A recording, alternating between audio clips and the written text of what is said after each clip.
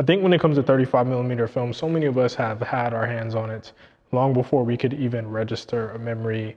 You know, when we were younger, shooting disposable cameras on holiday, whenever we go to Disney World, Disneyland, or theme parks, or just taking road trips with our family, it's often we were shooting with disposable cameras. At least that's what I get from my memory. But having grown up and become an adult, finding my way back to 35mm film photography over the last 3 years has been an enjoyable process.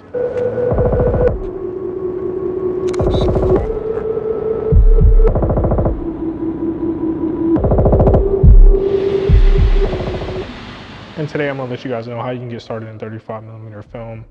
I'm hanging out at this Peerspace location right now. It was super nice earlier when the light and everything was coming in, but Seattle during this time of the year, fall, we're getting a lot of that gray skies, but this is definitely a location I want to check out in the future. This was one location I was super excited about getting to film this video because it just gives me an opportunity to come and check out the location, think about it for future shoots and things that I may do. Probably one of the best spaces I've seen in Seattle personally, as far as studios go. But today, I've got my first 35mm film camera I bought, and this was back in 2018 in the spring, the Canon AE1 program, the old reliable. I still use this camera till this day. It's actually been a little while though since I put some rolls through it, but I think this is an excellent camera to start off with. I think the Canon AE1 program too is one that always comes up in research when people are jumping into 35mm film. You know, I know for me, this is one that I saw a bunch, and the old reliable. And with having the AE1 over the last 3 years, I managed to pick up a Contax G2 along the way. Now, this isn't necessarily a camera that I would recommend jumping right into 35mm film with unless you just want to go for it. If you just want to send it, then do it, just go for it. But both of these cameras can produce great quality results, I think, and I want to talk to you a little bit about the process today. So when it comes to photography, I would say that it's nearly impossible to start without owning a camera. And just like I showed you guys, the Contax G2, the A1 program, I have a disposable. This is actually from Japan that I haven't used, from my friend Russell. But these are some options that could get you going. So you want to first start off with getting a camera. Now, where can you find a camera, Vince? You can find a camera pretty much anywhere, even under your bed, your parents' basement, your parents' attic, eBay, Goodwill. I've heard so many stories along the years of, you know, my friends finding cameras from other family members or uncovering a camera that their grandparent have, or somebody within their family had some sort of lineage related to photography. So you can start there, and that can be an option for you if you're not looking to spend any money. Also checking out any Goodwills or thrift stores. Get out there, do a scavenger hunt, literally ask around. You can get your hands on a 35mm film camera fairly easy, whether it's a SLR, a rangefinder, a disposable camera, a little point and shoot. You know, those classic photos that you see from people hanging out at parties, that typical 35mm flash look. Don't let owning a quote unquote legit camera stop you. Even if you just want to start off shooting disposables, honestly, this is a really good option because I still shoot with disposables to this day. I do like the look of them. That could be kind of a fun little thing to get into. And if you end up picking up a disposable, go ahead and do that disposable camera challenge. But yes, start off finding a camera so you can dive into 35mm film right now. Okay, so you've picked up your camera and now you're thinking, where's the film I'm gonna shoot? Well, if you have a disposable camera, the film's already gonna be in the camera. But if you got something where you need to load it up, I've got some options for you. And these aren't all the options of 35mm film. These are just a few. The landscape is vast when it comes to what you can shoot, whether that's black and white, color. I've got it all. If you want to shoot some Ektachrome 100, you guys have seen that in previous videos on the channel.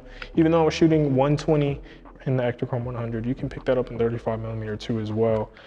These stocks right here are just some ones that I've had laying around, and some that I need to get loaded up into the AE1 program. Perhaps we'll do Cinestill 800T. This is always a fun one, a great one to shoot at night. A fast film, the 800 ISO speed is great, and those low light environments. I've got some Ilford HP5, a classic black and white here. I've got this new classic black and white film from my homeboy Ribs. He's made this film himself, crazy story there. And I've got some Kodak Gold 400 gifted to me from a friend. And I've even got, man, you might not even heard of this. If you're watching this video, and you've been shooting film for a while, let me know if you've seen that Walgreens film, okay? That's a classic. Walgreens film is cheap. It's cheap, so you can even get film at Walgreens. But find a film stock that can work for you. You don't have to go out and spend a ton of money on it. Kodak portraits lines are great. I don't have any portrait right here with me, but that's often a film I shoot a lot, whether it's 400 or 800. I think 800 could be pretty versatile, especially being in a place like Seattle where it's gray a lot. You know, having that low speed and everything can really put you over the edge when it comes to shooting film. Having a fast film such as an 800 ISO can be great. You'll see common ISOs from 400 down to 100. The lower ISO films are going to be a lot easier to use during the day than what they are going to be in the night, and vice versa. But also shooting those faster speed films can give you some versatility if you're out shooting all day, whether that's from golden hour in the morning to golden hour and through the night.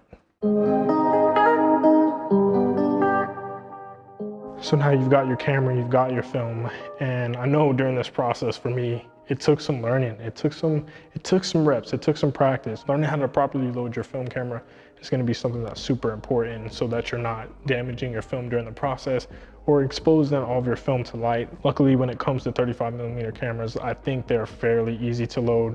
Just pop the film right in, pull the film lead right over, spool it up, get that counter to 1, but trick, if you don't advance the film all the way to 1 and say you just load it in, get it ready to fire, and you've already wind the shutter, you can get what is called a first of the roll shot, get that unique looking burn on your film shot there. I love doing that on my A1 program. It's a little bit hard to do with my G2 because it's automatic. Occasionally I have got it, it's been kind of weird, but that's just a part of the process. Take care of your film. Make sure you're loading it right, make sure you're not loading in there backwards and shooting red scale.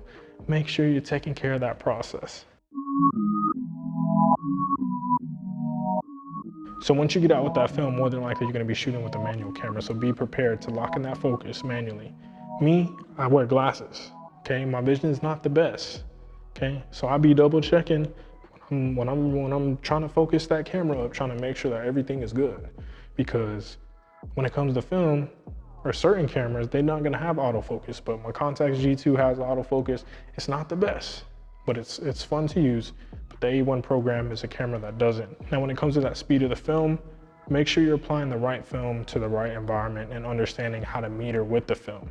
So that ISO number on the box of the film is going to be what you're paying attention to. Just like how you would set an ISO on a digital camera, essentially you're just locking in that ISO on the film. Now you can adjust the ISO, quote unquote, to different speeds. Basically meter the film at a different speed to get a slightly different result, whether you want to shoot overexposed or underexposed, whether say you shoot a Kodak Portra 400 at ISO 200, or if you want to go to ISO 800, or if you shoot a Portra 800 at 400 or a Portra 800 at 1600, just so you can get a little more oomph in your film shots, so you can get those settings that maybe you're looking for. That is an option for you, but sticking to box speed is always a good thing to do. Okay, now that you've gone out and completed all your shots, it's time to take care of that film. It's time to rewind that film. It's time to put it back in the 35mm canister. It's time to find a lab, okay? Between the time that you take that film out of the camera and you take it to the lab, make sure you're taking care of it. Because one of the things that I messed up on when I started shooting 35mm film, I had a roll of film sitting in my car in the hot sun for a couple weeks of the summer. And that film got some light leaks. I don't even know exactly what happened, but just please take care of your film. You can store it back in the fridge after you're done, or just put it in a place where it's gonna be safe, and then find a local lab that you can head out to. If you aren't able to find a local lab where you live, just do some Google searches. There's some labs that you can send your film out to. I've actually done this myself, so there are options out there for you. Find a good lab that's gonna help you get the results that you want. Now you might say, what is a lab gonna do? Okay, a lab is going to develop and scan your film. It's going to digitize that analog, that physical film to digital, so you can get that on your computer. They're going to send you those scans. You can upload them on your Instagram, put them on your YouTube channel, share them with your friends, text them to your friends, throw them in your group chat, let them know what you've been up to shooting. And it's a fairly simple process. 35mm film does not have to be scary. If it's too complicated, just get a disposable. I'm telling you, no matter what camera you pick up that's 35mm, you're gonna have some fun for sure. So thank you guys so much for watching the video. Check out the other videos we've got going on the Peerspace channel from the other creators and myself. We really appreciate your support. Would love to help you out more. If you're new around here, consider subscribing. We got more on the way from myself and the other creators on the channel. Really appreciate you again. Thank you so much. And I'll see you guys in the next one. Holla.